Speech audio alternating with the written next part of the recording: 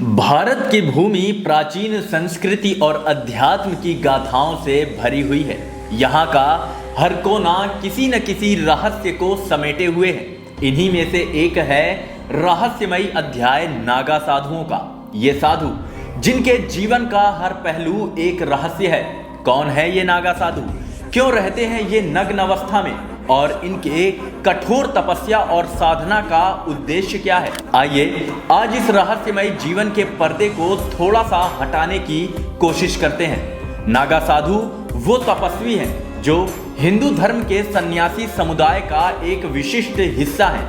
इन्हें नागा इसलिए कहा जाता है क्योंकि ये नग्न रहते हैं। नागा शब्द का अर्थ है सर्प, और यह नाम इनकी शक्ति, साहस और तपस्या को दर्शाता है।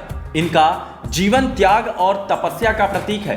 ये सांसारिक जीवन की हर चीज को त्याग कर केवल मोक्ष की प्राप्ति के लिए जीवन जीते हैं। इनकी कठोर साधना, महाकुंभ जैसे आयोजनों में इनके विशाल जुलूस और इनके अनुशासन का पालन करने वाला जीवन आज भी रहस्य और रोमांच का विषय है। नागा साधु बनने की प्रक्रिया आसान नहीं है।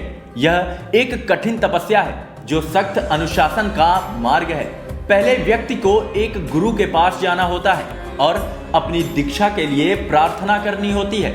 इसके बाद उन्हें अपने सारे सांसारिक बंधनों को त्याग देना होता है। यहाँ तक कि परिवार, धन और भौतिक सुख सुविधाओं से भी मुंह मोड़ लेना पड़ता है। लेकिन दीक्षा प्रक्रिया में साधु का सिर मुंडवाया जाता है और उसे एक प्रतीकात्मक मृत्यु का अनुभव कराया जाता है। यह मृत्यु सांसारिक जीवन से होती है और इसके बाद एक नए जीवन की शुरुआत होती है। ये मृत्यु सांसारिक जीवन से होती है और इसके बाद एक नए जीवन की शुरुआत होती है। दीक्षा के दौरान कई कठिन तपस्याओं का पालन करना पड़ता है, जैसे कि ध्यान, मौन साधना और यहाँ तक कि नग्न अवस्था में भी कठोर वातावरण को सहना। यह प्रक्रिया आत्मा को शुद्ध करने और सांसारिक बंधनों से मुक्त करने के लिए की जाती है। नागा साधुओं का जीवन आम लोगों से बिल्कुल अलग होता है। ये जंगलों, हिमालय की गुफाओं और सुनसान स्थानों में रहते हैं। नग्न रहने का अर्थ है प्रकृति के सबसे करीब रहना और सांसारिक मोह माया से पूरी तरह मुक्त हो जाना।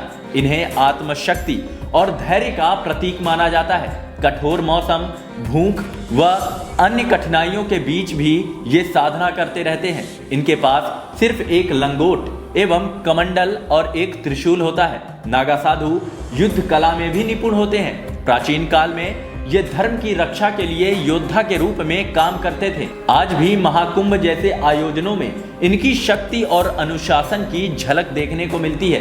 कहा जाता है कि नागा साधुओं के पास आध्यात्मिक शक्तियां होती हैं। ये साधु गहन ध्यान और तपस्या के माध्यम से अपने शरीर और मन पर अद्भुत नियंत्रण प्राप्त कर लेते हैं। कुछ साधुओं के बारे में यह भी माना जाता है कि मौसम को नियंत्रित कर सकते हैं, कठिन से कठिन बीमारियों को ठीक कर सकते हैं और यहाँ तक कि मृत्यु पर भी विजय प्राप्त कर सकते हैं। लेकिन ये शक्तियां केवल साधना का एक परिणाम होती हैं, न कि उनका मुख्य उद्देश्य।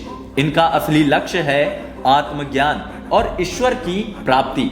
नागा साधुओं को लेकर समाज में कई भ्रांतियां भी हैं। कुछ लोग इन्हें अंधविश्वास का प्रतीक मानते हैं तो कुछ लोग इनकी साधना को पाखंड समझते हैं। लेकिन सच्चाई ये है कि इनका जीवन अद्भुत अनुशासन और कठिन तपस्या का परिणाम है।